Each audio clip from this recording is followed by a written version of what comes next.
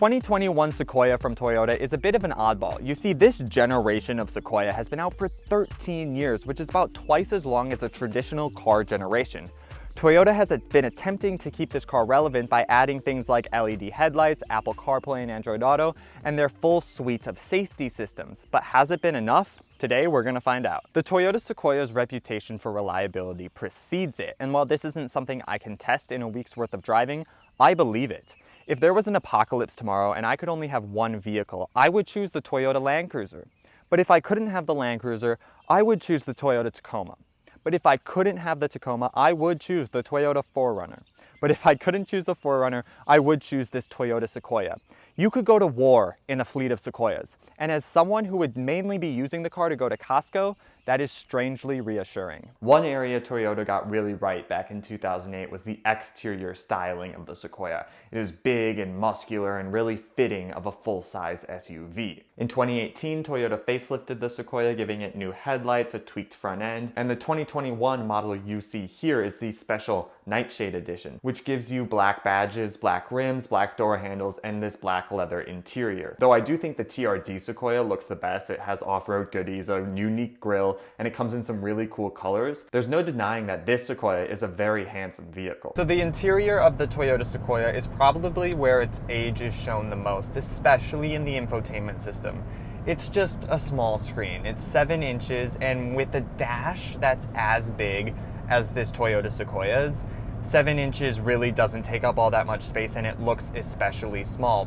Now, the screen itself is actually very functional and crisp and clear too. It's got Apple CarPlay and Android Auto, which is, as I've said in other videos, really all you need in an infotainment system.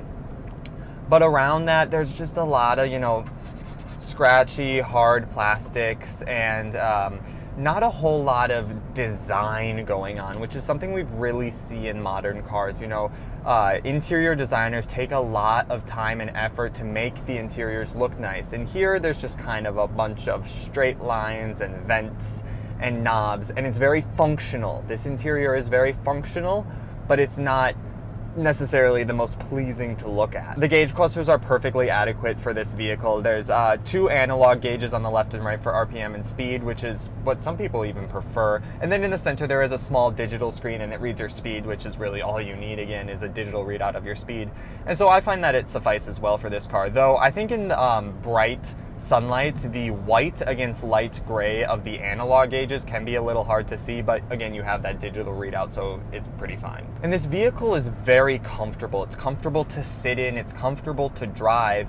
It's just that it isn't luxurious in any way. It's a very utilitarian interior. These seats are big and they're comfortable and they're soft. The steering wheel is soft to grip, but it's not like anything has been, once again, designed for that extra level that you might get in, say, a Lexus or other luxury vehicles. Because remember, this car is $67,000, which is very expensive, but you are getting a lot of vehicle just simply because of its size. Now, even though this is a very large vehicle, headroom actually isn't all that great. I have about 1 inch of headroom, and fun story, back in 2009, because remember this car came out back in 2008. In 2009, my dad was actually considering buying one of these cars, one of these Sequoias, but he's 6'5", and he simply did not fit in the front seat. His head would hit this cutout for the sunroof. So he couldn't end up buying one because these seats really don't go that far down. It's interesting, it seems like they're jacked up a little on these metal rails.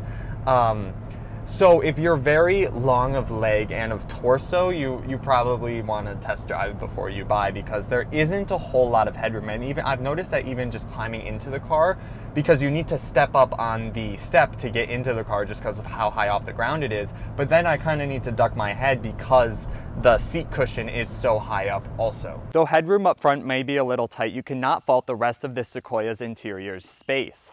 At 6'1.5", I fit very comfortably behind myself. I have loads of knee room and more headroom than I had up front. And what's better is once I get out of the second row and move this out of the way and electrically raise the third row,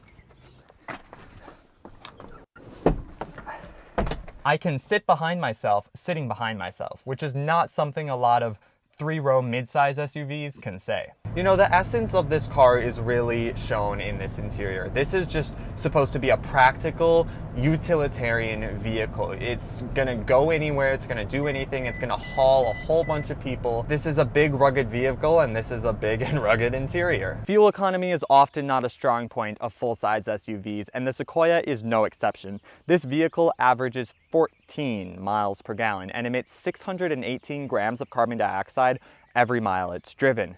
For reference, a four-wheel drive Chevrolet Suburban with the 6.2 liter V8 emits 558 grams of CO2 every mile. That's where the Sequoia is really starting to show its age. Another thing that really shows its age in this vehicle is the DVD player. This thing right here, which plays DVDs and it doesn't have HDMI inputs, is $2,000. You could buy 2 iPads and like subscriptions to Netflix, Hulu, Amazon Prime, Disney Plus, and HBO Max for years on end for $2,000. So if you're gonna get the Sequoia, I would really recommend skipping the DVD player. I mean, unless you're really a sucker for Toyota branded headphones because they come with the DVD player. Other than that, I'd really just recommend iPads. All right, when discussing the driving dynamics of the Toyota Sequoia, oh God. It's a boat.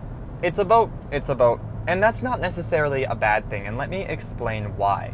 So the first thing you notice of the Toyota Sequoia while driving it is just how high off the ground you are. I was following behind a RAV4, and the top of the RAV4, the new generation, was about level with the bottom of my chest. You sit so high off the ground, partially just because this is a full-size SUV based on the Toyota Tundra, and also because, again, like we talked about, how high up the seating position is in this car. And the engine, it's about 380 horsepower from this 5.7 liter V8, and I wouldn't want less power. It's not inadequate, but it's a little slow. You put your foot down and it makes a lot of noise, and it doesn't do a whole lot, which is kind of a cool feeling. But you feel secure driving this vehicle. You're sitting up so high, it's so large, you feel like you're in the largest vehicle ever built, even though you're not. Like, a Suburban is 2 feet longer than a Toyota Sequoia, but sitting here driving it, you feel in command of the entire world, and that security makes me understand why some people want to buy this car. Another thing that's nice about driving the Sequoia is, even though this car is old, 13 years old, Toyota has added all of their driver assist features. So right now, my cruise is set at 61, but I'm going 56 because we're behind a slower moving car. Adaptive cruise control, it's got lane keep assist, blind spot monitoring, all of that stuff is very nice. Automatic emergency braking, that also adds to that sense of security and safety while driving. This is a very safe vehicle. So that's the 2021 Toyota Sequoia. It's big, it's old school, and while some people might think that it's insane that this costs almost $70,000, I think what Toyota has realized over the past 13 years is that there's a huge market for big and old school SUVs. Thanks for watching. Like, comment, share, and subscribe, and I'll catch you guys in the next video.